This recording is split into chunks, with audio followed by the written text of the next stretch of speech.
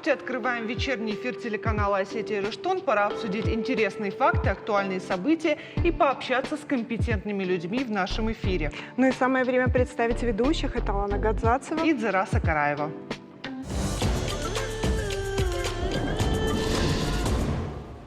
8 июля в России отмечают День семьи, любви и верности, появившийся благодаря Петру и его жене Февронии Муромских, любящей паре из XIII века. В соответствии с указом президента Российской Федерации о праздновании Года семьи и по благословению Святейшего Патриарха Московского и всея Руси Кирилла во всех федеральных округах России состоялся парад семьи.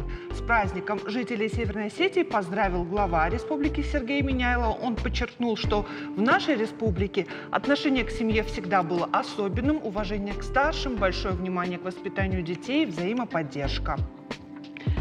В Осетии больше 13 тысяч многодетных семей, сотни золотых и серебряных супружеских пар, которые пронесли любовь и уважение друг к другу через десятилетия и оберегают семейный очаг, согревающий их младших. Особенно важно, что наша молодежь ориентируется на такие примеры. В столице Северной Осетии дату отпраздновали широко. Улицы Владикавказа украсили парадные шествия из 55 семей с детьми. Торжества продолжились в Центральном парке. На сцене были представлены танцевальные и музыкальные номера. Заместитель председателя правительства Альбина Плаева и министр труда и социального развития Алина Айдарова поздравили жителей республики и вручили многодетным семьям подарочные сертификаты на приобретение бытовой техники. Семья – это тыл, поддержка, это как корни у растения, да, которые дают питание побегам. Но любой сад всегда требует ухода. Да, нужно быть опытным садоводом, чтобы этот очаг сохранить, и эти растения, чтобы давали плоды на протяжении долгих лет. А в нашем сюжете корреспондент Элла Бибилова узнавала у экспертов секреты долгой и гармоничной семейной жизни.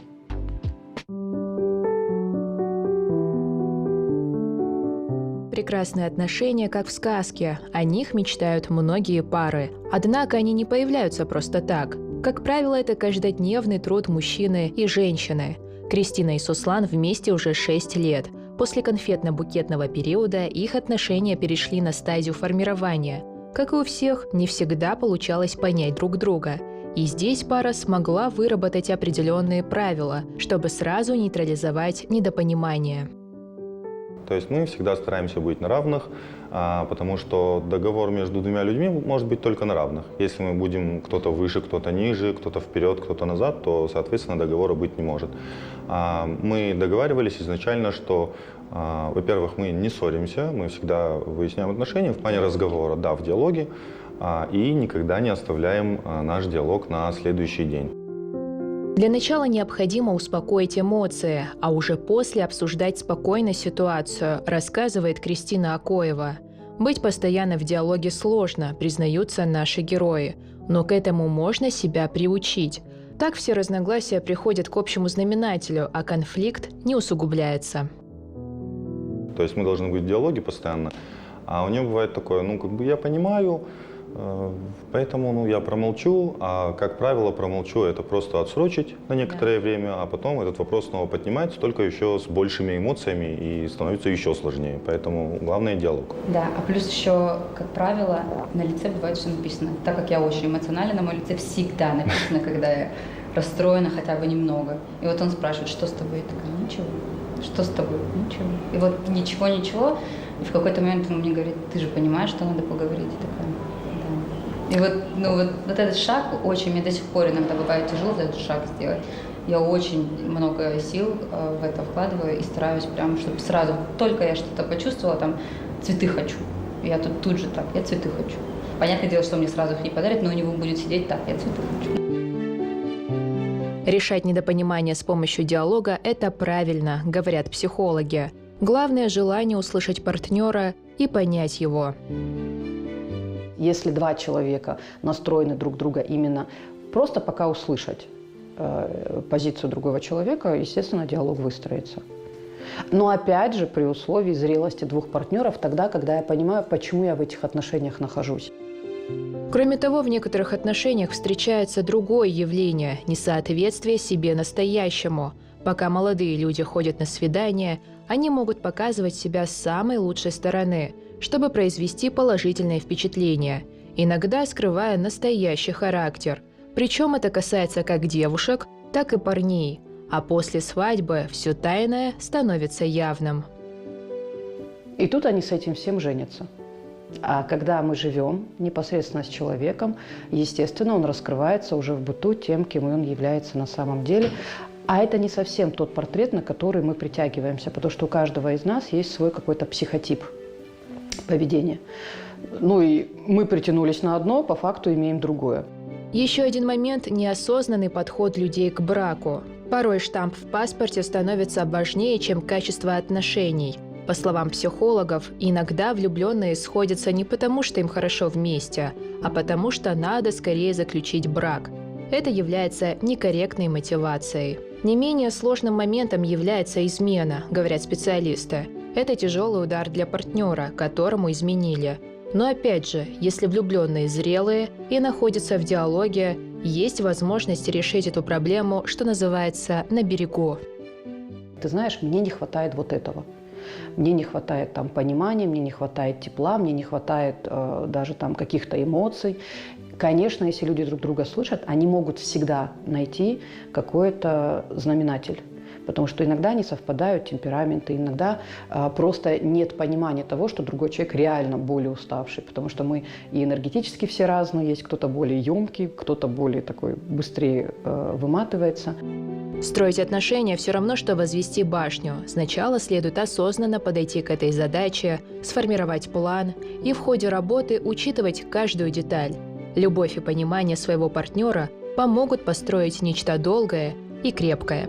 Элла Бибилова, Алина Меликова, Давид Валев для программы «Самое время».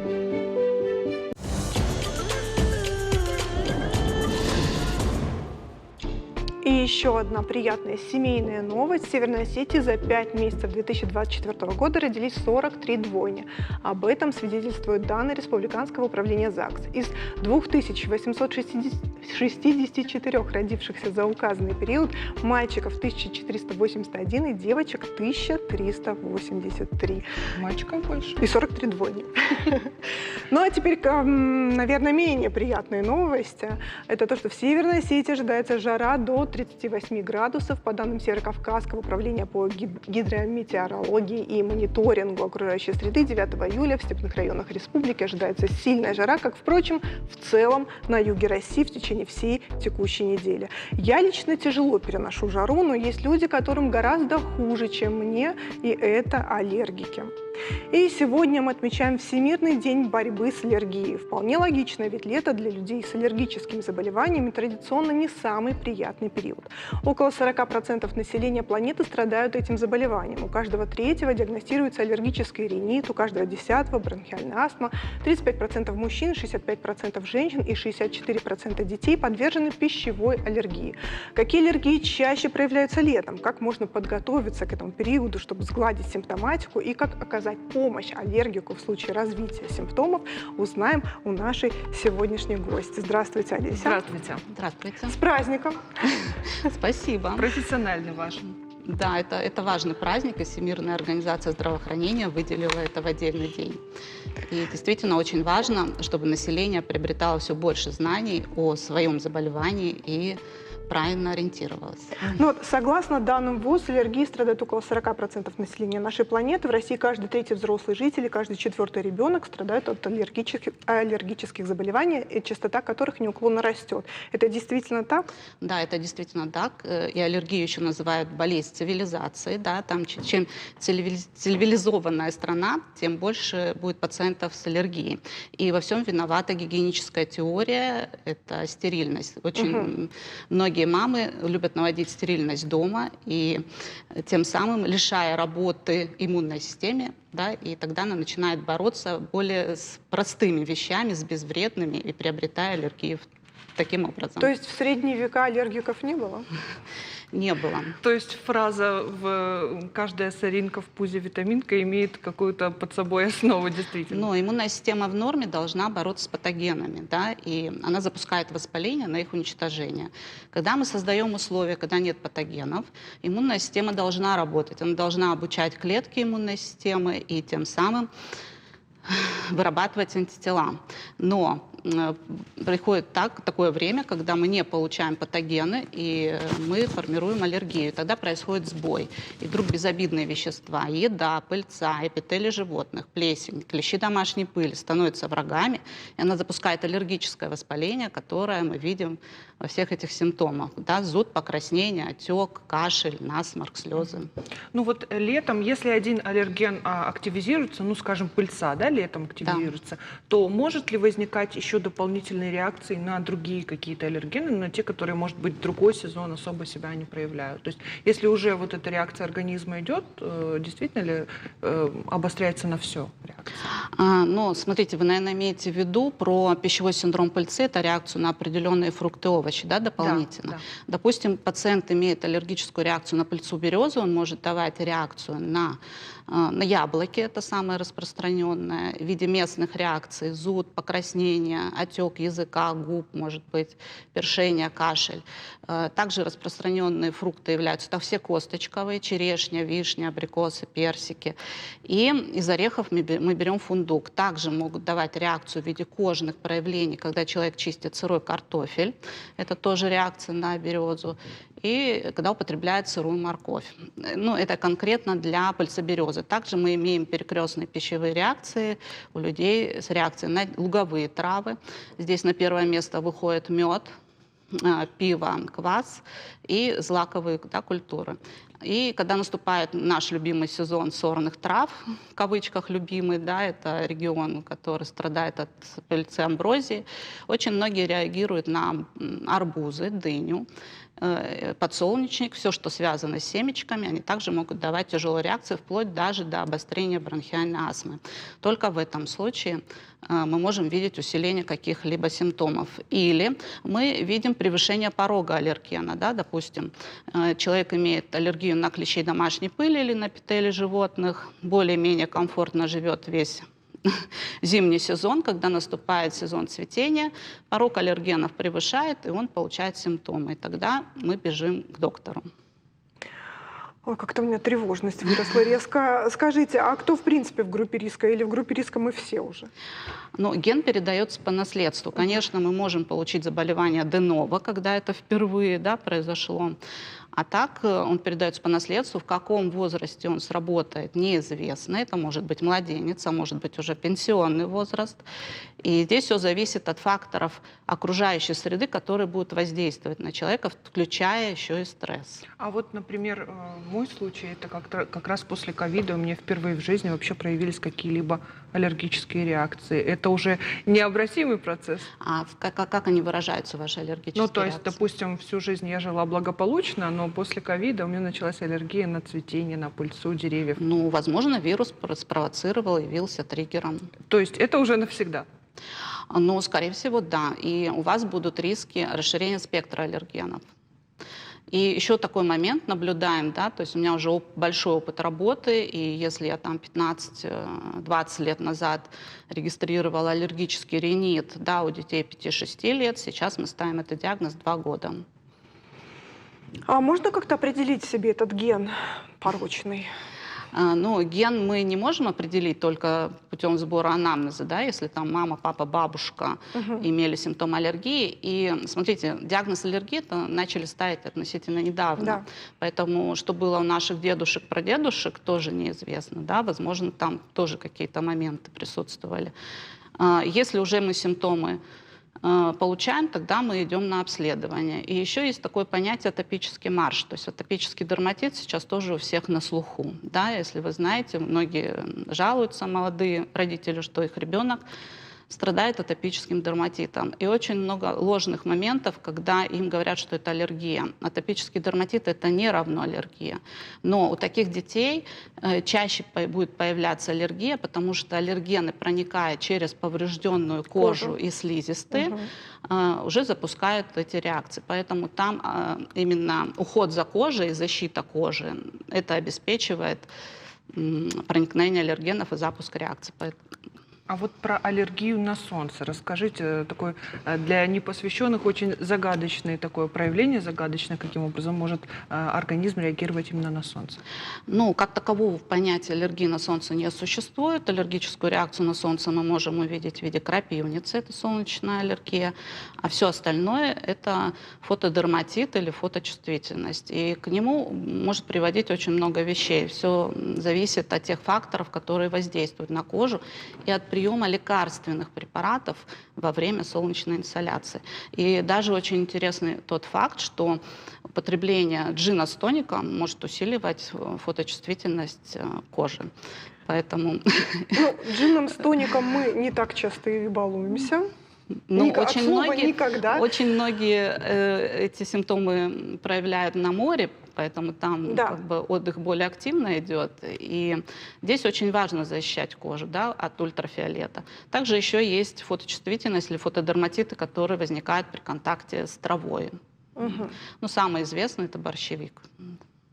А вот вы сказали про какие-то препараты, либо уходовые средства, которые мы наносим на свою кожу, да, может быть, это те же лосьоны с SPF-фактором, да, они могут как-то вот спровоцировать? Некоторые могут, более дешевые, да, производители, которые производят эти препараты, они могут содержать средства, которые будут, наоборот, вызывать дерматит.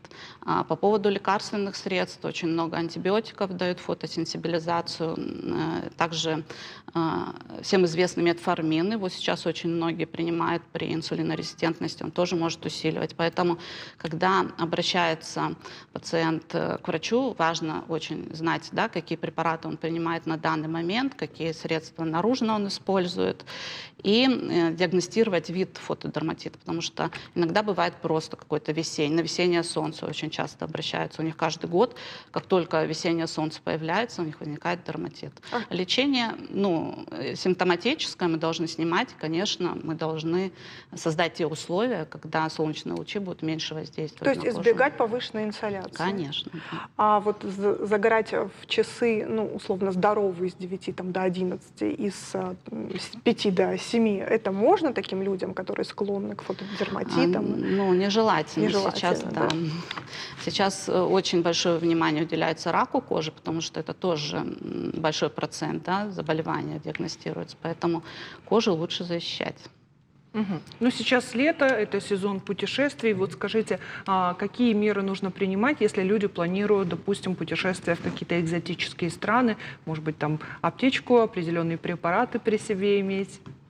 Ну, мы всегда рекомендуем, конечно, брать с собой антигистаминные препараты. Если пациент имеет возможность вводить что-то внутримышечно, то мы тоже рекомендуем определенный ряд препаратов. Если человек имеет в анамнезе анафилаксию, и это установленные продукты, да, или, допустим, реакция на укус насекомых, он должен с собой иметь адреналин. В России нет удобной формы адреналина, которую мог бы человек просто взять и носить в кармане. И за рубежом представлен шприц-ручка с адреналином, которую можно использовать даже через одежду. Пациенты обучены, там ничего сложного нет. И в России очень многие боятся слова адреналин и боятся его лишний раз использовать. На самом деле противопоказаний у адреналина нет. Лучше перестраховаться, да, если мы видим симптомы анафилаксии, и ввести этот адреналин. Что делает адреналин? Он просто сужает сосуды. При анафилаксии происходит мощное выделение из тучных клеток гистамина, который, в свою очередь, вызывает расширение сосудов. А нам нужно их сузить, да, чтобы поднять давление. Я чувствую себя в программе «Медикум», Да. но мне нравится.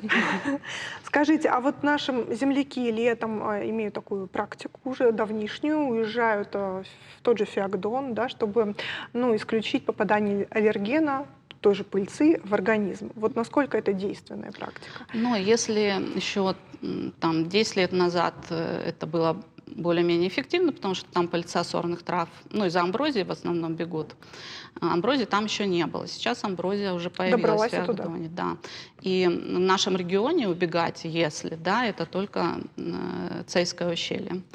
А так, нет смысла. И когда пациенты даже уезжают, допустим, в Турции нет амброзии, да, вы можете уехать в Турцию, но если вы не будете работать со своим аллергическим воспалением, не снимать воспаление, вы имеете большие риски приобрести аллергию к тем растениям, которые в данный момент цветут в Турции.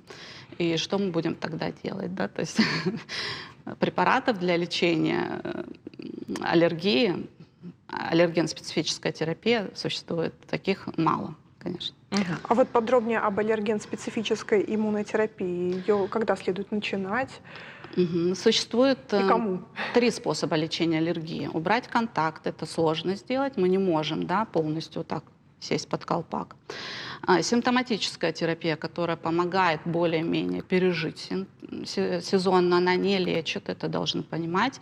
И 3-й способ — аллерген-специфическая терапия. Это пока единственный метод, который переучивает клетки иммунной системы не вырабатывать ИГЕ специфические, да, к этому аллергену.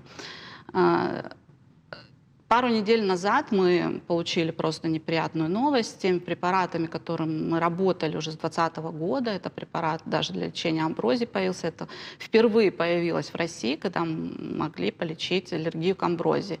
И компания, которая производит эти препараты, заявила об уходе. И те, кто успел, они молодцы. АСИД-терапия — это долго и дорого, но это единственное то, что работает. И все, кто получил лечение, они, у меня почти все довольны, пациенты. Конечно, мы имеем альтернативные какие-то препараты, но амброзии нет. Вот вы сказали, что одним из факторов, который влияет на аллергию, это стресс. Скажите, вот на вашей памяти, как врача, бывают ли такие случаи, когда вот убираешь фактор стресса и, соответственно, и симптоматика аллергическая тоже смотря уменьшается? какую аллергию мы рассматриваем. Очень многие пациенты называют аллергией не те вещи, которые должны называться. Я имею в виду крапивницу, да, когда ко мне приходят пациенты и говорят: у меня аллергия. Я говорю: расскажите, в чем она проявляется. Если мы регистрируем именно ИГЕ-опосредованные реакции, а это чаще пищевая аллергия и дыхательная, то там стресс может быть запуском. Но если мы уберем стресс, уже все, то есть назад дороги нет. Если уже сформировалась аллергия у ребенка, и мы диагностируем только один аллерген, это не значит, что все, вы успокоились. То есть у него есть риски расширения спектра, и это происходит. И это на практике видно. Пациенты, которые приходят уже в 7, 8, 10 лет, они имеют уже большой спектр, и здесь совсем сложно справиться. Поэтому, когда мы выявляем АСИД-терапия с 5 лет, и если мы выявили раньше, наша задача, чтобы спектр аллергенов не расширился, и с 5 лет провести АСИД, и тогда мы получим очень хороший результат. А когда пациенты думают, что это перерастет, им обычно говорят соседи, друзья, да, на самом деле редко. Скажите, а вот если человек столкнулся с проявлением аллергии у своего близкого, и это такое какое-то критическое состояние, необходимо оказать первую помощь, что он может сделать со своей стороны? Смотря о чем мы говорим. Если это анафилаксия, если она впервые возникла, это, конечно, человек ничего не сделает, нужно вызывать скорую помощь. Но если мы имеем симптомы анафилаксии, в первую очередь это падение давления, да, и плюс 1 из 3 симптомов. Либо это симптомы со стороны кожи, крапивница и ангиоотек, либо это бронхоспазм, да, проблемы с дыханием, либо это проблемы с желудочно-кишечным трактом. Это может быть рвота, может быть диарея. Тогда необходимо человека уложить, то есть его не нужно поднимать, его не нужно куда-то вести. Он должен принять лежачее положение и ноги желательно Выше. Поднять, да. Если человек уже знает, что у него анафилаксия, у него всегда есть аптечка с запиской, да, для соседа, что нужно сделать, куда везти. И тогда он сигнализирует: у меня началось. То есть анфилаксия может протекать в более легкой форме, да, симптомы могут более длительно и, в принципе, без лекарств могут пройти, а может быть тяжелая форма. Что это связано чаще с пищевой аллергией. Что связано с лекарственной аллергией, мы не можем предсказать и предугадать, насколько это опасно, когда это будет. То есть нет ни одного анализа, нет ни одной тест-системы, которая нам точно скажет, на этот препарат у вас будет реакция, на этот нет. Поэтому любой медработник, который проводит манипуляцию, стоматолог, хирург, да, то есть если это в больнице, они обучены оказать первую помощь. Если это обострение астмы, да, очень многие, но сейчас мало такой тяжелой астмы, потому что многие врачи правильно назначают терапию, я имею в виду терапевтов, педиатров, которые ведут контроль, да, то есть пациент контролирует свое состояние. И, конечно, такого астматического статуса мы редко получим. А вот то, что касается анафилаксии, я сказала. Спасибо вам огромное, Олеся. Но я думаю, благодаря вашим советам мы вооружены и готовы к любым обстоятельствам, но лучше, если эти обстоятельства все-таки не случатся, и мы наше лето проведем здорово, весело и без всяких аллергий. Да, Спасибо. я тоже надеюсь. Спасибо большое. Реклама на канале, не переключайтесь.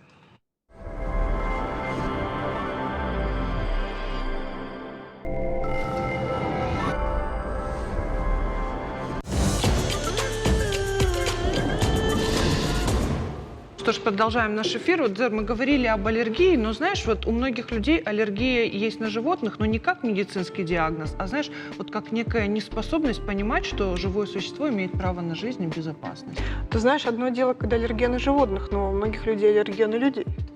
Ну, бывает и такое. На прошлой неделе общественность всколыхнула шокирующая новость. Около 20 собак и кошек спасли волонтеры в частном доме в Карджине. По информации агентства САПа «Медиа», жительница села брала бездомных животных на передержку во время лечения или поисков хозяев. И затем женщина связалась с зооволонтерами, попросила приехать забрать животных, сообщив, что она вынуждена срочно уехать вместе с детьми, бросив питомцев. И, приехав на место, волонтеры обнаружили порядка 20 истощенных собак и кошек, а также около 5 трупов животных. Часть животных пристроили, кого-то в питомник, кого-то в добрые руки. И о помощи животным поговорим с зооволонтером Мариной Плиевой и также Валерией Лебедевой. Здравствуйте, Здравствуйте. гости. Мы идем Спешим к вам. Здравствуйте. Что ж, новость, конечно, шокирующая. Действительно, вся прошлая неделя, мне кажется, была вот под впечатлением от происходящих событий. Марин, вот расскажите, как вы восприняли, когда это все узнали? Мы смотрели видео, вот агентство САПа активно освещало это все, эти все события. Как вы отреагировали, когда обнаружили вот эту ситуацию в Карджине с передержкой? Ну, если честно, мы много чего повидали, и с животными, и жестокое обращение, и содержание неподобающее. Но когда мы приехали, если честно, я не ожидала увидеть то, что мы увидели, даже из-за того, что там жили дети. 4 несовершеннолетних ребенка, малолетних ребенка, содержались в жутких условиях. И содержались они вместе с собаками и с кошками. То есть они спали на полу на каких-то тряпках, на каких-то одеялах, матрасах вместе с животными. Когда данная девушка почему-то уехала с детьми, мы через 3 дня узнали о том, что животные были без присмотра, без еды, без воды более 3 дней. То, что мы увидели, мы были шокированы. Лежали трупы животных, стоял смрад, животные были истощены, и мы на протяжении 3 дней пытались найти место, вывести животных сразу, естественно, накормили, напоили и уже искали выходы на других волонтеров, пытались и в приют вывести, но там уже была другая история. Приют не захотел сотрудничать, не захотел принимать животных. Ни одно животное не принял приют? На протяжении 6 часов мы стояли у ворот приюта, и только лишь уже за полночь мы стояли с щенками, которые истощены, и я не знаю, можно это говорить здесь или нет, они поедали свои фекалии за то время, пока мы стояли и ждали, чтобы им оказали помощь. То есть мы вынуждены были связываться с людьми, которые связывались с депутатами парламента, и уже как-то через них связываться с руководством, которые просто отключили телефоны, чтобы не принимать животных. Только лишь потому, что у них прописка не из Владикавказа, они из Каржина. Девать их было абсолютно некуда, и мы просто стояли с ними на улице 6 часов. Угу. Ну, я предлагаю тогда, раз уже мы заговорили про питомник, посмотреть комментарии. Мы обратились, наш корреспондент обратился в питомник, и давайте послушаем комментарий. Я хочу начать с того, что по данному инциденту вообще-то ни Владикавказ, ни Владпитомник абсолютно никакого отношения не имеет. А вот эту проблему там именно по Каржину и по этому дому, где происходит эта передержка, это создали сами же волонтеры. Мы сами каждый день 10-15, ну чуть меньше, может, иногда ловим собак бездомных, значит, небиркованных, которых мы привозим в питомник, их надо размещать и дальше уже с ними работать. Ну, куда я? Я на районы не работаю, я Владикавказское муниципальное казенное учреждение. Финансируюсь за счет городского бюджета и работаю чисто в пределах города Владикавказа. Поэтому у меня нет таких условий и возможностей принимать собак еще с районов. Поэтому вот так получилось, что крайними, значит, почему-то оказался Владпитомник, который не понимает ситуацию и не хочет этих собак как бы взять. Поэтому мы сколько смогли, столько приняли. Абсолютно спокойно можно было все это разрулить, не так вот каким-то языком ультиматума и угрозы и так далее. Мы во всех случаях всегда стараемся сделать шаг навстречу. Когда нас не понимают, мы так тоже не можем, значит, по всем этим вопросам, значит, как бы решать. Вот к нам часто обращаются даже из сел. Вот сегодня был звонок, значит, и вот и Майрамадаг, еще вот другие села. Люди собак начинают разводить, держать, и потом нас звонят: я больше их кормить не могу, лечить не могу, заберите у меня собак. Это бывает много, 10, 15, 20 собак бывает. Ну, извините, питомник на это не рассчитан. Поэтому надо как-то и районам решать. Я им тогда первый раз сказал: обратитесь в районную администрацию, обратитесь там в ветеринарные службы в район, может, что-то вам помогут. Ну, к сожалению, этого ничего не было. Вот такая обстановка была. Ну, мы не будем долго дискутировать, но все-таки, Марин, вы, может, как-то прокомментируете? Валерия. И Валерия.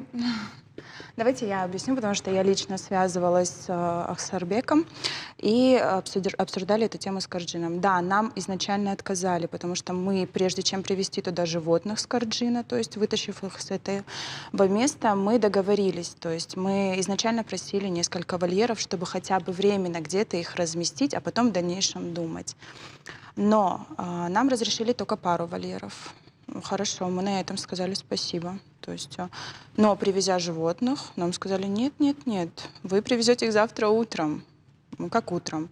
Они там сейчас в таких условиях, они сейчас там нуждаются в помощи, как утром. Мы стояли после этого всего, то есть уже это было все обговорено, после этого уже повыключали телефоны, заместитель, директор, то есть все. И они после этого уже не давали нам зайти, поэтому мы там простояли уже 6 часов и пытались выйти как-то с ними на связь, чтобы все-таки запустить туда этих животных. Мы всегда с контактом. Ну, мы всегда хорошо, в принципе, с приютом. Мы наладили с ними отношения, то есть мы помогаем приюту, потому что без волонтеров бы, в принципе, этот приют бы... Пристройство. Да, это все пристройство, этот приют бы, он бы больше нуждался бы. Пристройство все, в основном 90% приюта, это все идет от волонтеров. Мы отправляем животных, мы их пристраиваем, то есть каждый из девочек там бывает, то есть они все этих животных вакцинируют, иногда за свой счет, иногда, то есть за счет питомника. Ну, питомник — это те, которые отловленные бывают. А остальных, которых мы отправляем, мы сами. Мы привозим туда еду. То есть мы не оставляем их там, как вот просто привезли, забросили и уехали. Мы полностью контролируем дальнейшие свои действия там. И когда вот эта ситуация произошла, конечно, ну, для нас это было шоком, потому что всегда Ахшарбек шел с нами на контакт, а тут он взял и вот нас, грубо говоря, как подставил. Мы остались, ну, на улице, за воротами. Сейчас это вот началось с этого года, наверное, это началось, когда питомник перестал, приют, точнее наш, перестал на контакт идти с волонтерами. Ранее мы могли отвезти туда животное, сами словить, отвезти, стерилизовать, а после выпустить с биркой, как и положено. Ну, то бишь мы выполняли ту же работу питомника, только бесплатно и как бы сами лично это делали. Сейчас нас это все просят делать через отлов. Но мы не можем, мы вот видим беременную собаку, мы знаем, что она родит. Она вот у нас перед глазами. Мы можем просто взять там свою машину, вызвать такси, там зоотакси, отвезти ее в питомник, сейчас же привезти ее, оставить там до завтра, до врача, пока он освободится. Но нет, у нас сейчас все почему-то вот проходит через отлов. Нам обязательно нужно ждать отлов, а отловщики заняты, как вы слышали, они явно вылавливают там по 15 собак в день. Ну вот сейчас у нас вот так вот обстоят с ними дела. То есть сейчас они на контакт с нами перестали идти. А с чем вы это связываете? Что повлияло? Ну, у нас новый заместитель. С приходом нового заместителя. Да, мы думаем, что с приходом нового заместителя. Я не знаю, зачем нам ставить палки в колеса. Мы, наоборот, всегда топили за то, что должен быть приют в городе, что животные некоторые должны сидеть, да, как бы не те, которые... Ну, не все животные агрессивные, не все животные вредят, так скажем, да, человечеству нашему. Но да, есть такие, есть крупные собаки. Мы не спорим, крупных собак, ну, это боязно ходить по улицам для детей, для пожилых людей, да, там. И мы всегда были за приют, но почему-то вот нас воспринимают как какой-то... Потому что, наверное, мы рассказываем об этом, потому что мы рассказываем, наверное, что там не хотят делать, что там не делается на самом деле, как должно быть.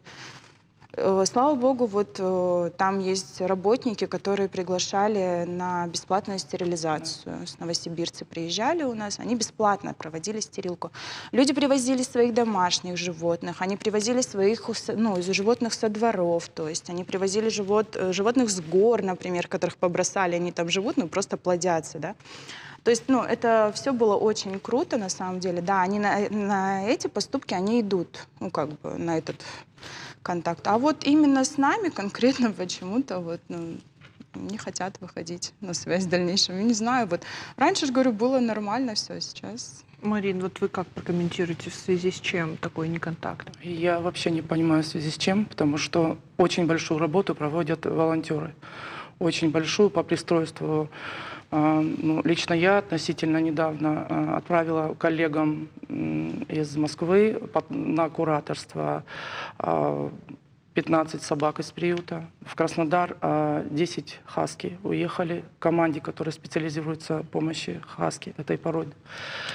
Я не знаю, еще такая вывеска висит, что на территории питомника фото- и видеосъемка запрещена. Непонятно, это стратегический объект какой-то или что. Почему мы, производя фото- и видеосъемку, снимая животных, фотографируя, отправляя, имеем возможность их пристроить? Я не знаю, волонтеры очень помогают. Благодаря волонтерам и помощь, как бы люди узнают о животных. Например, вчера была акция, фотографировались люди с хвостиками, с собачками. Женщина заплакала, она говорит, мне их очень жалко. То есть пришли люди, ну, опять же, руководство было недовольно тем, что работники организовали такую акцию. Поэтому эти работники сегодня пошли и написали заявление об уходе. Ушел ветеринар приюта Багаев Артур, который очень многое делал. Благодаря ему и работникам, также фельдшерам Светлане Алиевой и Стефани Дзебисовой проводилась большая работа по стерилизации. То есть программа ОСВВ, отлов, стерилизация, вакцинация, выпуск. Благодаря им и благодаря волонтерам это все слаженно проводилось и происходило. Но почему-то руководству это не нравится. Ну, я надеюсь, что на эту ситуацию обратят внимание. Я думаю, и наш эфир станет поводом обратить на это внимание. Марин, а расскажите, какое количество волонтеров на сегодняшний день есть, кого вы знаете? Это те люди, с которыми вы напрямую взаимодействуете? То есть зооволонтеры все друг друга знают? Это какая-то такое сообщество? Да? Знают, все друг друга знают. К сожалению, среди многих волонтеров как бы недопонимание есть, но в основном все общаются. Есть общие чаты, где та или иная ситуация, да, рассматривается, то есть скидывают видео, информацию о том, что нужна помощь, кто может поехать. То есть бывает, что слаженно все вместе. Вот, например, мы с Валерией и еще девочки объединились, и вместе у нас получилось вывести. На данный момент, к сожалению, там на остановке остались 3 собаки. Нам об этом сообщили. Собаки сбежали из этого дома через огород, кладбище и вышли на остановку. Они истощены, и людям не нравится, что они там находятся. Я не знаю, люди вообще не могут даже покормить, они истощены, и их нужно забирать. Но приют их не примет. Кстати, эти собаки, они из Владикавказа, у нее содержались, завезли люди. Эта девушка, Ирина, она размещала объявление на Авито, что она предоставляет услуги передержки. Люди привозили животных, оплачивали за них, а они вот так скитаются. И эти животные с владикавказской пропиской, скажем так, надеюсь, Влад Питомник то все-таки... есть имеют отношение к нашему питомнику Да, городскому? ну, то есть они из Владикавказа. Ну, к сожалению, у собаки бродячей, особенно паспорта нет, и печати, откуда она из Владикавказа или нет, тоже не имеется. Но все-таки это был вопрос, ну, какая-то экстренная ситуация. Ну, я надеюсь, что все-таки ваша коммуникация с питомником наладится, потому что действительно вы занимаетесь одним делом – помощью животным. А сегодня, на сегодняшний день какое количество зооволонтеров есть в Осетии? Я вам по количеству не могу Ну, точно примерно, сказать. порядка, Сколько? скажем. Ну, около 20 девочек. 20 с чем-то. Парней, Есть девочек, да. мы парни начали. тоже есть. Да. А вот эта дама из Карджина, она тоже может считаться волонтером? Она, как мы думали, считалась сначала волонтером, потом она начала как бы заниматься частным извозом, зоотакси. Она перевозила животных. Люди входили в положение, понимали, что человеку нужно прокормить детей. И как бы ее вызывали. Далее она уже начала заниматься передержкой. А вот как не нарваться на такую К предприимчивую? сожалению, сейчас очень много таких предприимчивых людей. Такого бизнеса. Да, это для них бизнес. Коммерция.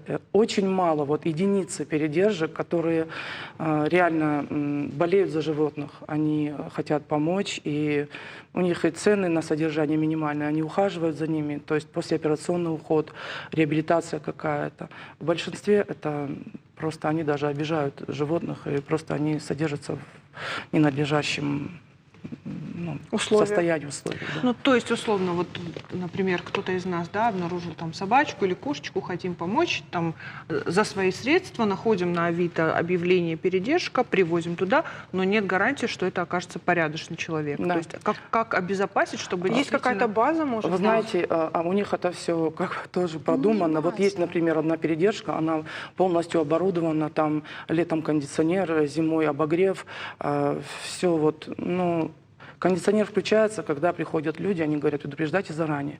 То есть они тогда могут убрать под собаками, включить кондиционер.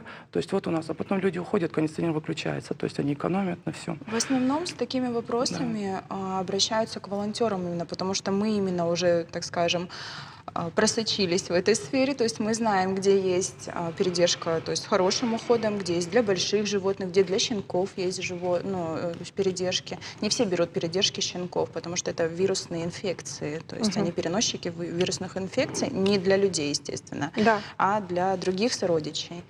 Вот, и, естественно, все обращаются к нам, они спрашивают, куда нам, кого вызвать, там, например, куда нам поехать. Кто-то из врачей, например, даже, ветеринаров наших местных, они, например, кто-то делает кости хорошо, да, там, операции по костям, там, переломы эти все собирают. Кто-то, например, стерилизацией хорошо занимается, кто-то инфекции хорошо лечит. То есть не все люди знают, что, например, в одной из клиник там будет все, например, сразу, на передержке все и сразу, или для всех, да, там, и все. Ну, то есть и мы направляем. тоже зоотакси, да, например. Не все возьмут крупную собаку, или, например, не всех устроит, что собака поедет в багажнике. Сейчас в такую жару как посадить собаку в багажник? денег. А есть люди, которые, да, зарабатывают на зоотакси, они оборудовали свою машину. У кого-то стоит там сетка между водителем и пассажиром. Ну, а на пассажирском сиденье все постелено, обустроено под собаку, то есть, чтобы она там не запачкала, не изгадила. То есть, и они сажают на задние и довозят до места. Ну, вот когда я говорила про базу, я имела в виду адресную базу, чтобы, например, кто-то из граждан мог... Все через нас. Все через вас, да? А как с вами Вопросы, люди связываются? Ну, Интернет. в соцсетях, в директ пишут, но сейчас наши номера, наверное, у всех, всех, наверное, потому что нам есть. наличные номера и ночью могут в 3 часа ночи, в 6 утра позвонить, сказать, что лежит собачка, там мы проезжали, ну и мы реагируем по возможности, мы стараемся поехать на место, Круглосуточно. помочь. Да, вот У бывало, нас что нет, мы и да, ночью отказа такого выезжаем. нету. Даже туристы сейчас звонят нам. То есть очень зачастую, вот сейчас как Очень сезон, много туристов. сейчас звонят туристы, да, они вот здесь вот медведи тех же, которых нашли, тоже 2 туристы медвежат, то есть видят. Валерия спасла одного медвежонка, другого мы. И где они сейчас? Ну, мой вернется скоро. А наш не которого, вернется, да, потому что, к сожалению, ему ампутировали лапку, и он остается в «Земля Прайда» называется. Это частный приют для диких животных в Москве. У нас не только собаки и кошки под контролем. А вообще вот какое количество животных сейчас, ну, скажем так, у вас на контроле? Можно такую цифру какую-то Ну, уже ориентировочную? моих, например, кто уже считается как мои, которых я не могу выпустить, которых не могу уже пристроить. Это инвалиды в основном все животных, около 70 собак. И кошек 70. меньше. Да, кошек около 10, потому что кошек, ну, забирают инвалидов. Ну, у нас количество чуть другое. К сожалению, у нас также, которых мы не можем выпустить даже со всей республики животные, у нас около 300. То есть в муниципальном приюте 200 животных, у нас на платных передержках, которые мы не тянем уже. То есть нам это все осуществляется, их вообще содержание за счет добровольных пожертвований от наших подписчиков, которые просто видят, мы освещаем это на страничках, показываем, ну, когда собака или кошка или медвежонок попадают в беду, и люди объединяются, они помогают. Но этой помощи, естественно, не хватит. То есть у нас долги за корма, мы как-то стараемся. И не понимает Влад-питомник, если я верну все эти 300 животных в Владикавказ, то у них работы будет очень много. А вот то, что руководство Влад-питомника сказало по поводу того, что в районах не ведется такой работы, да, по отлову и передержке животных, то есть нет питомников в районах. Вот вообще само название питомник, это неправильно. Питомник — это место, где разводят животных. Это, ну, там такое название, это место для разведения. Приюты, в районах приютов пока нет. Только в Моздокском. Да, в Ордонском районе, лично где я живу. Эту работу провожу я. Вот это могут и в администрации подтвердить. Я туда приходила и помощи просила. 4 раза, вот, как я уже упоминала, Артур Багаев, ветеринар, который вот абсолютно безвозмездно ездит, и он за стерилизацию, чтобы эта популяция уменьшалась, чтобы не страдали животные. Просто на эти мучения невозможно смотреть. Для нас невозможно смотреть на эти мучения, для людей просто эти животные, они им мешают на улицах. И таких людей больше, к сожалению. И в Ордоне 4 раза уже была произведена стерилизация уличных животных. То есть приезжал доктор. Помещение мне не выделили. Администрация не смогла найти помещение. Мы в частном доме, женщина нам предоставила помещение. Стерилизовали очень много животных. То есть за один день мы 18-20 делали. Я сама ездила, отлавливала собак. И это вот опять же все за счет пожертвований. Да, это все за Ну, счет ведь пожертвований. логично, чтобы в районах были свои питомники. Да, конечно, логично, У естественно. нас логично. обширные районы. Да. Ну, наверное, традиционно в районах вот предполагается, что у каждого есть свое домовладение, где человек может там собачку содержать, там двор частный и так далее. Но далеко не у всех есть частный двор, и далеко не каждый вообще готов заводить животных или содержать Вы животных. не представляете, сколько звонков бывает. Заберите мою собаку, она мне больше не нужна. Люди ответственности не несут. Поэтому самое главное, чтобы вот с этой проблемой бороться, это как-то вести контроль этих животных. То есть нужно чипировать домашних животных всех, вносить все данные в базу, данные владельцев, данные по животным. А также контролировать обязательно питомники, те самые питомники, где разводят животных. И это их, опять же, средство заработка. Они торгуют породистыми животными, которые, как правило, опять же оказываются Потом на мы их улицах. спасаем. На улицах, в питомнике сейчас огромное количество питбулей, стафов, Аланские. алабай, аланские собаки. Потому породы. что не могут справиться с этой собакой. Потому У что, нас знаете, популяция их слишком вот про увеличена. питбули я вам Все расскажу. считают нужным размножать их. Почему-то сожалению, все считают нужным зарабатывать на Да. животном. Их стало много, они не нужны. К сожалению, у нас также процветают собачьи бои. На этом зарабатывают эти бои. Они запрещены, но они у нас проводятся. К сожалению, как с этим бороться, тоже не знаем. И вот если, допустим, чья-то собака проиграла на боях, ее в лучшем случае, если не уничтожают, то ее выкидывают на улицу. Такая у нас собака подобрана, она была вся изувечена. Ну, много таких собак. Сейчас в приюте тоже сидят. И у меня лично вот на кураторстве такая же собака. На нем живого места не было. Это абсолютно добрая собака. Сейчас прыгает и всех обнимает. Честно говоря, у меня дыхание перехватывает от напряжения нервного, от того, о чем вы говорите. Но вот такие собаки, как стаффордширский там и так далее, питбуль, это же бойцовские собаки. То Нет есть это- такого понятия Нет бойцовская собака. Это люди. Из них делают Да, бойцовские. то есть люди самоутверждаются, такие мужчины, я думаю, им нужно самим пойти и где-то в каких-то боях участвовать, если им это надо. Ну, почему они решают за собак? Они говорят, им это надо, это азарт. Ну, это ваш азарт, не нужно. Они Очень бывают многие. изувечены просто, и они их зачастую сами лечат и калечат. И сколько мы видим потом в ветеринарных клиниках этих изувеченных животных. А вот вы еще сказали про хаски, что вы отдельно помогаете породе хаски, а они нуждаются в какой-то особой помощи. Я не отдельно помогаю. К сожалению, вот эта порода, тоже несчастные собаки, это северная собака. Из-за того, что это красивые игрушки, щенки, их привозят как игрушки, Голубоглазые. Одно поиграть. время прям модно было, И да, заводить это мода, хаски. вот с той моды, вот они все оказались на улице, потому что они очень активные собаки, это ездовые, беговые собаки. Они должны двигаться по 7-8 часов в день. А тут особо не разбежишься. Ну, а они поэтому У нас и в убегают из жаре домов. такой не выживешь. А также они, естественно, у них инстинкты охотничьи, там у кого-то куры, у кого-то как-то страдают. Вот они гуляют, у нас заполонили всю Осетию. Поэтому они оказываются в приюте, и еще у них специфика такая, что они поют, воют. Да, кстати. Они не лают, Они не а воют. гавкают, Да, да, они не умеют эти лаять. собаки. Поэтому в Краснодаре там Мы не только специализируется сотрудничаем группа. с Да. хасками, то есть не только те, кто хасок забирает. Есть кураторы, которые занимаются алабаями. Очень многих алабаев забирает Москва на кураторство. Тоже команда именно специализируется по крупным породам. Они как и азиатов принимают, так и Кавказцев. сенбернаров, кавказцев, то есть всех крупных собак. Мастифы даже иногда бывали. А это вообще дорогущая порода собак. Как бы. Также есть и кто принимает питбулей. Даже уже аланских принимают в Москве как отдельный чтобы куратор, спасти, который, да, команда уже, как считаю, по аланским, чтобы спасти просто. Чтобы их хоть как-то вот здесь им дать. Потому что все-таки породистых животных больше, наверное, у людей глаз, ну, намета на породу, да. И как-то те регионы не наши, они больше хотят какую-то, наверное, разновидность, а как возьмите аланскую, вы на улице не найдете тигровую собаку, да. И поэтому, видимо, их там чаще забирают, и они поэтому к нам обращаются. Мы, говорят, без проблем возьмемся. То есть они нам очень помогают, кураторы Москвы.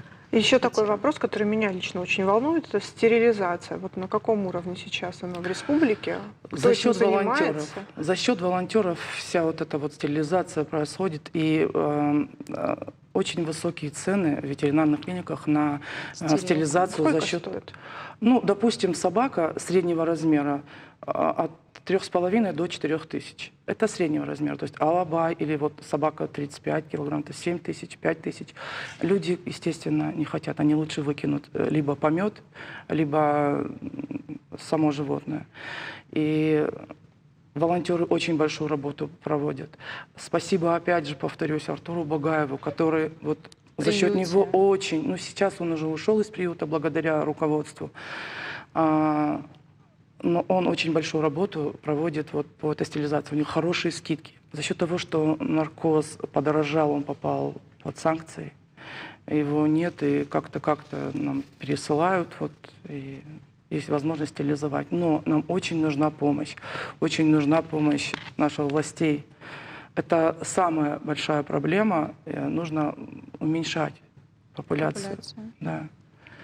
Ну вот вы говорите о том, что это дорого, и да, действительно, возможно, некоторые хозяева могут руководствоваться этими соображениями, но зачастую они руководствуются тем, что ну это же животное, зачем его лишать его основной функции. Очень вот много. это Абсолютно удивительно. недавно девушка, это в Ардоне, девушка позвонила мне, сказала, что у нее 2 кошки на стерилизацию. Потом она мне на второй день перезвонит, говорит, снимите меня вообще из списка. Я была в храме, батюшка меня не благословил. Понимаете? И тогда я предложила, а можете спросить батюшку, я привезу очень много щенков и котят и выпущу их на территории храма, пусть они их выхаживают. На что он сказал, нет, грех, на территории нельзя, чтобы были щенки. Я говорю, ну так я не понимаю, тогда что делать? Ну, девушка согласилась не удалять все. То есть она говорит, давайте так. Ну, то есть она, наверное, обманула себя. Другим способом, не кардинально все удалить, а просто перевязать. Я говорю, хорошо, давайте. Ну, Чего только не услышишь. да. Многие люди говорят, что даже надо по-любому их животному первый раз хотя бы родить. Они должны почувствовать материнство. Материнство. Это вообще... Они не понимают, что это Такого нету. животные понятия. инстинкты. У них нет вот этих вот материнских инстинктов. Да. Какой-то вот первый месяц, да, они защищают их, они вскармливают, потом они устают, они истощены, и они сами же кусают их за еду. То есть сколько у нас было таких тоже щенков, которых мамы кусали, и они были травмированы, и мы потом их лечили. Поэтому А как повлиять вот на людей, на сознание людей? Потому мы что стараемся рассказывать. Я просто сразу говорю, когда мне говорят, нет, это грех, это дал Всевышний, нужно то, что вам дано природой, чтобы было, ну, не знаю. Я сразу говорю, давайте я вам скину видео, как щенки от голода ели острые камни, на которые капнуло масло. То есть мы таких щенков мы их не спасли. Эти камни травмировали кишечник, желудок, и они во время операции умирали. То есть я сама очень долго приходила к стерилизации даже беременных собак, потому что для меня это было тяжело. А когда я сталкивалась с такими ужасами, когда щенки у меня на руках погибали, раздавленные на трассах, я не успевала доезжать до клиник, когда эти щенки воют вокруг 5 пятиэтажек, и их волнует не то, что щенку плохо, мне звонят и говорят, этот щенок уже 2 ночи нам не дает спать, заберите, либо мы его пристрелим, вот такое тоже было, либо выкинем. Я забирала и вот в слезах просто везла, мы не доезжали даже до клиники. Я предлагаю посмотреть эти видео, и как-то удается некоторых переубедить. Сегодня тяжелый у нас эфир, честно говоря, эмоционально сложно об этом говорить. Вот такой вопрос. Вот мне кажется, воздействие на сознание, да, вот что убеждать, вот доносить, бессмысленно. Тот, кто хочет понять, он поймет. Тот, кто не хочет, не поймет. Поэтому, наверное, здесь нужны больше какие-то законодательные вещи. Вот мне понравилось, как вы сказали, чипировать животных, чтобы каждый хозяин, чтобы в его документах было зафиксировано, что он содержит такое-то животное, подходит ли он там для его условия для содержания животных. Контролировать это. То есть всё. контроль, да, чтобы закон... Ну, знаете, действительно даже какая-то зоополиция. Почему бы нет? Это да, но мне кажется, что даже У на нас закон не законодательном действует. уровне, да, это, во-первых, не совсем рабочая схема, ну, у нас, а во-вторых, эти меры, они недостаточно жестоки, как правило, недостаточно... Штрафы. Ну, невысокие штрафы, опять же, да, то есть могут себе позволить. У нас так. есть штраф за самовыгул, за тот же штраф. То есть, но почему-то у Сколько? нас есть Не 30 тысяч. Сколько? 30 30 тысяч за тысяч. самовыгул, Ага. да. Ну, у нас так и гуляют. Ну, у нас так и гуляют все животные. Ну, это невозможно отследить, возможно. А следить Чипирование. чипированием. То есть это мы всё. находим животное, проводим специальным аппаратом, выскакивают данные хозяева. Приходишь к То есть мы хозяину находим с тем же хозяина. участковым, Да. он ему выписывает штраф, Так. тот обязан оплатить штраф. И в всё, следующий раз он дальнейшем- задумается. Да, либо задумается, либо же он выкинет это животное, и мы его опять придем спасать. То есть, ну, вот как-то так, да. Иначе эту популяцию не остановить, потому что люди считают нужным выкинуть животное на мусорку, на трассу, увезти подальше. То есть они считают, что они так избавились, помогли. Так, подождите, а прецеденты были? Конечно. Ну, то есть В смысле именно с участковым? Да, Нет. нет? У нас закон даже в жестоком обращении, хотя он уже Работает существует, он наш не закон. работает. Он есть, но не работает. Ни один раз еще не было такого, чтобы этот закон сработал именно на нашей практике, по крайней мере. Кстати, вот скажу, по данному факту, произошедшему в Коржине, заведено уголовное дело. Мгм. Да, по 245 статье «Жестокое обращение с животными» на Ирину. Но Ирину уже не найти. Ну, я думаю, 4 ребенка. Правоохранительные Знаете, где органы. органы Да. опеки? Я не понимаю, там что происходило, у меня мурашки, там невозможно было стоять и дышать. Ладно, животные, в каких условиях? Ну, в этих условиях дети находились. И, как говорят соседи, она эти трупы... А почему, значит, у них семейный скандал получился? Ирину избил муж. Из-за того, что он увидел, что их младший ребенок пеленает мертвого котенка и с ним играет, качает его, укачивает, как ребеночка. То есть соседи видели сами, как они эти трупы котят вот так на стол закидывали, где их тарелки, а потом она брала их и в Огород. кусты, в огород выкидывала. Соседи даже, вот Сапа, по-моему, снимала этот момент, когда она говорила, что у нас тут воняло жутко, постоянно трупы выкидывали с зарослей в огороде. Подождите, на протяжении какого времени это все происходило? И Ну, это видели дом соседи? она- Соседи жаловались в администрацию.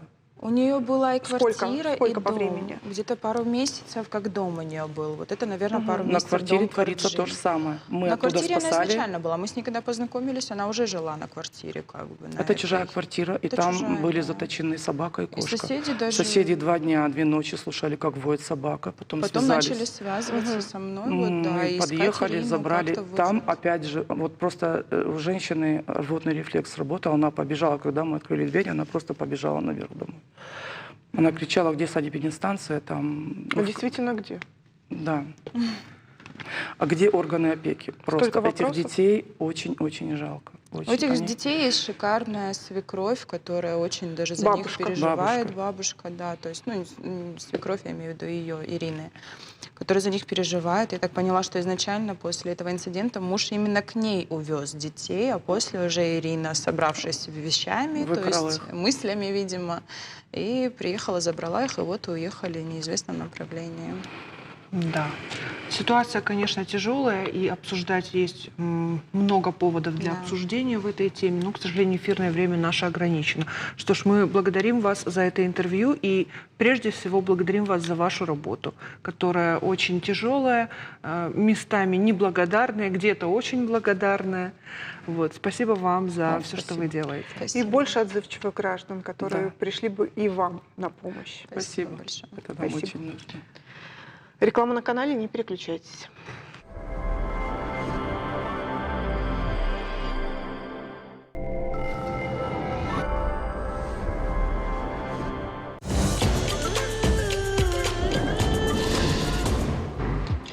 Осетия всегда славилась своими одаренными людьми, и на небосклоне талантов восходит еще одна звездочка. Эрислав Санакоев прошел кастинг «Голос дети», теперь впереди его ждут репетиции, слепые прослушивания и съемки на Первом канале. Сегодня артист в нашей студии со своими продюсерами Тамарой Персаевой и Миланой Ватаевой. Здравствуйте. Прекрасные дамы и талантливейший Эрислав. Очень приятно вас видеть в нашей студии. Эрислав, первый вопрос вам, конечно же. С каким чувством прошли кастинг и что сейчас, вот, что внутри происходит? Когда я прошел кастинг, я вот там говорили, кто прошел, и вот когда назвали мою фамилию, я от счастья прыгнул и больше ничего не понял. Потом меня развернула Тамара, обняла. Ты прошел, я так радовался. Это было неожиданно или все-таки вы Было- рассчитывали на такой результат? Для меня было неожиданно. А для вас? Я рассчитывала на такой результат, потому что вот Милана не даст соврать, да, мы когда слушали других, в основном все пели эстрадные песни, и он ото всех других отличался тем, что все-таки другие песни Да, он пел, класс. и вокал у него другой был, и поэтому А в чем Я- Что другой? имеется в виду, Да. да, другие? В чем? он пел советские песни. Расскажи сам. что Да, ты- расскажи, Эрислав. Я пел советские песни, классику, остальные пели эстраду. Вот. А Вот, какую классику? например, что, Советскую да? ты исполнял? Да, советскую. Какую? Я пел «Моя Москва» и песню про Щорса. Там были 2 песни. А кто для тебя подобрал, для вас подобрал репертуар? Для меня подобрал репертуар Бацазова Светлана Александровна. Это мой педагог по вокалу. Она мне помогала с репертуаром, и вот выбрала мне «Моя Москва» и «Щорса». Мгм. А вообще расскажи, как давно ты музыкой занимаешься, что для тебя это занятие значит? Где ты занимаешься музыкой? Мгм. Я занимаюсь музыкой с 5 лет, а то и меньше. Да. Вот. Сначала я учился во Дворце пионеров, там я пел тоже. Потом я поступил в училище искусств, и теперь я там уже учусь 4 года. Мгм. А кто тебя направил изначально по этой стезе музыкальной? Меня послал в училище искусств Игорь Иезеев. Мгм. Ну, то есть, потому что видели какие-то способности, почему именно тебя направили в училище искусств?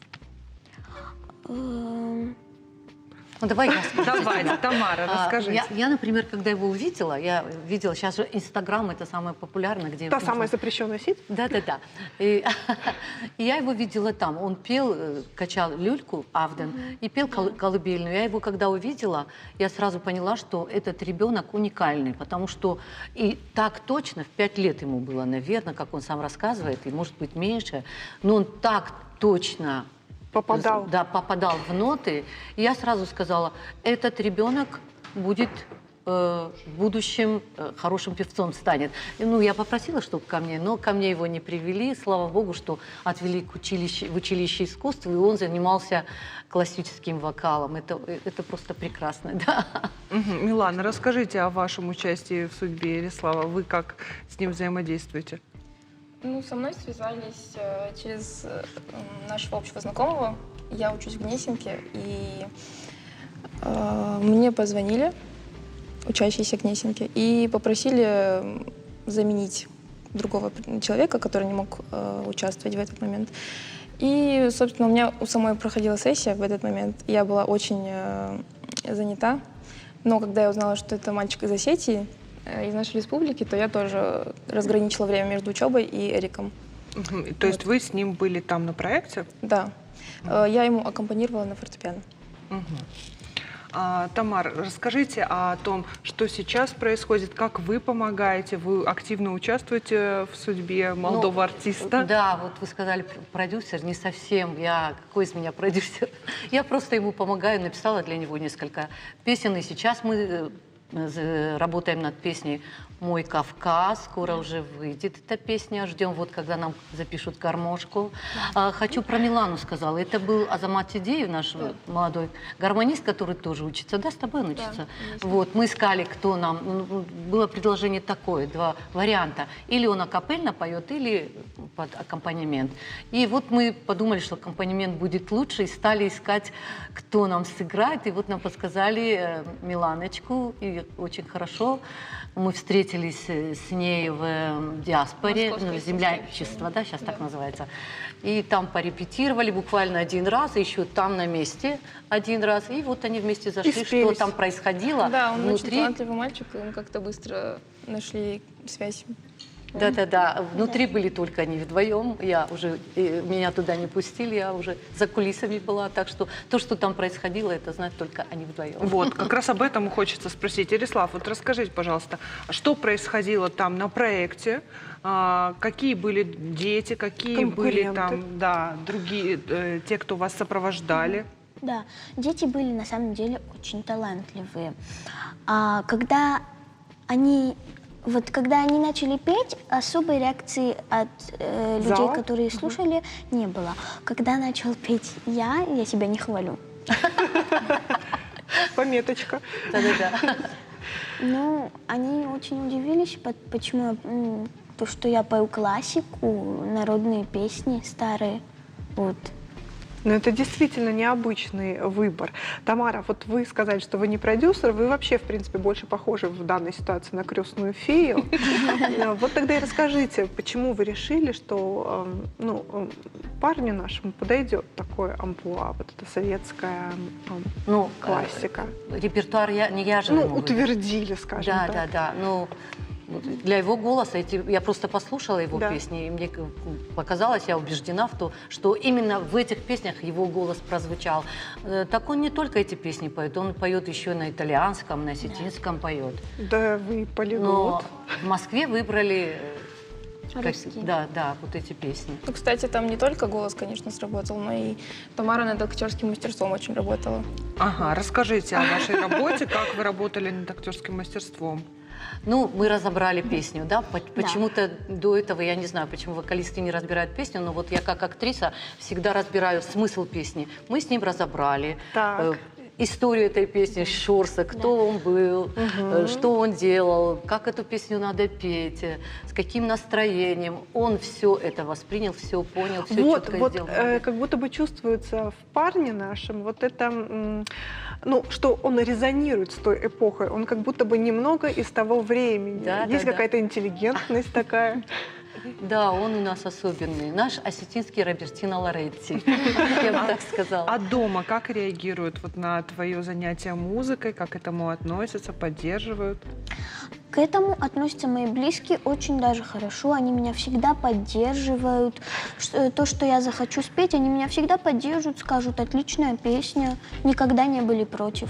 Угу. А скажи, у тебя есть любимая музыка? Ну, может быть, не та, которую ты готов там со сцены исполнять, но, может быть, что-то из современной музыки тебе нравится? Ну, современная музыка, не знаю. Соу-соу.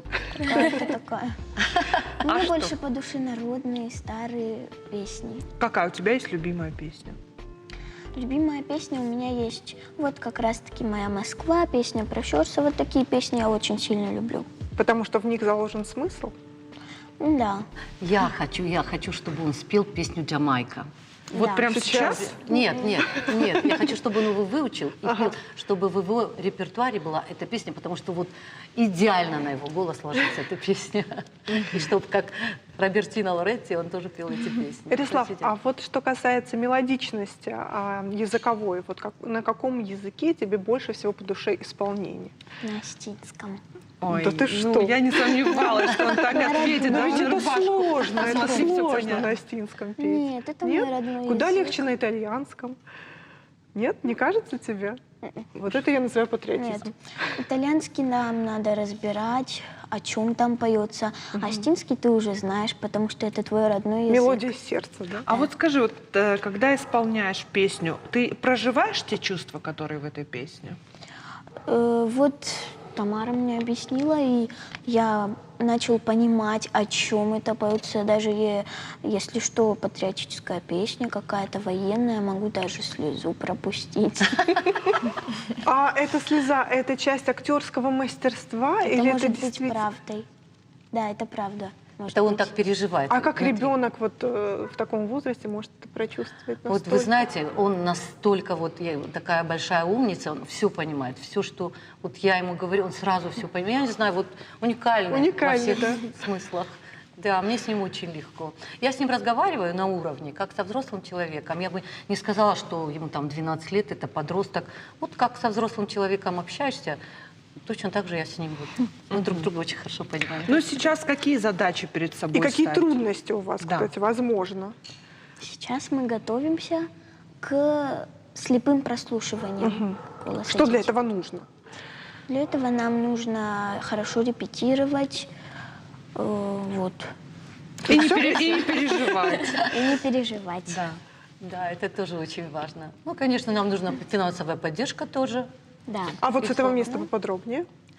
Ну, вот уже 2 раза, да, были в Москве. Первый раз я была с ними тоже, второй раз они уже с мамой поехали. То есть уже большие затраты были. И теперь уже вот в августе месяце, пока еще точно не определились, а в августе месяце мы все знаем, какие будут билеты, да, дорогие. Еще его надо одеть, обуть. Все это, Чтобы он короче, достойно представлял республику. чтобы А он же Министерство Осетию культуры никак не участвует в этом проекте? Я Видимо, думаю, что, нет. наверное, здесь мы можем рассчитывать на меценатов, которые, возможно, смотрят наш сегодняшний эфир и поддержат такого молодого, талантливого артиста. Ну, тут грех не поддержать. Да, согласна. Может, мы все-таки наберемся смелости и попросим вас акапелла хотя бы маленький куплетик исполнить? Конечно. пожалуйста. Мауаржон и раштон жарак да номал канам, да хахтал да баштал фацак да раданам шадамал, дидинаг манкал, мои раштон, рашух да вайдунел шаранам абон, адаму фарной дунею шабар зинат, и раштон кавка жарга я ражи асарт, дидинаг манкал, мои раштон, рашух да вайдунел шаранам абон. Браво, Браво. браво. И я действительно поняла, что не только голос, но и само исполнение, вот даже визуально очень нравится, как ты это делаешь. И, ну, красиво, красиво. Спасибо большое. Ну что ж, спасибо вам огромное. Мы желаем вам дальнейших успехов, победы непременно. И, Алана? И светлого пути, твоего творческого светлого пути. Я уверена, у меня даже сомнений нет, что это имя будет известно, оно будет звучать. Главное, не сбиваться со своего пути, стремиться к своим целям. Я уверена, все будет прекрасно. Удачи! Такого же светлого, как твои глаза. Ну, я думаю, вокруг всегда будут такие прекрасные люди, которые сегодня окружают тебя в студии. Спасибо вам большое. И вам спасибо. Ну что ж, наше эфирное время подошло к концу, а мы благодарим вас за внимание, желаем вам всего доброго и до встречи в эфире. Всего хорошего.